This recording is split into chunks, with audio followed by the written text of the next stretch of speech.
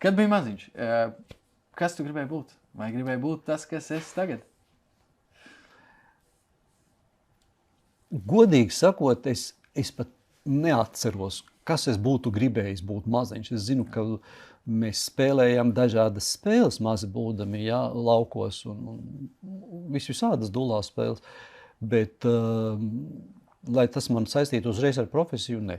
Un tad, lai mīļā miera labat skolā jau, tuvu vidusskolas gadiem, kad sāka toreiz prasīt, uz kurien tad jūs iesiet, ierakstiet savu to profesionālo to vēlmi, ja, tad mīļā miera labat, es uzrakstīju, ka es gribu būt skolotājs.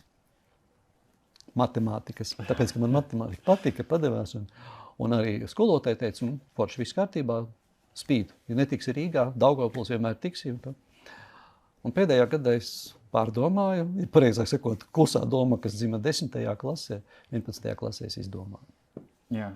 Kā izdomāju? Par juristu kļūt? Jā. Izdomāju. Jā.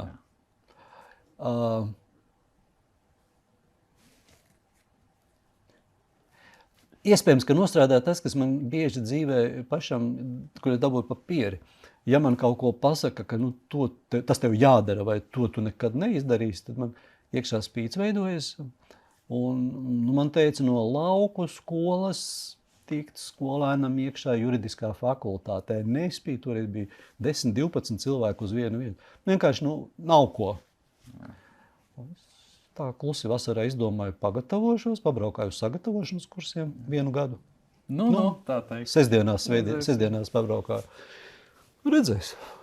Jā. Bet loģiski, kā arī tas uzrunāja mazliet arī ar to, ka mums skolā toreiz ļoti bieži viesojās dažādu profesiju pārstāvji.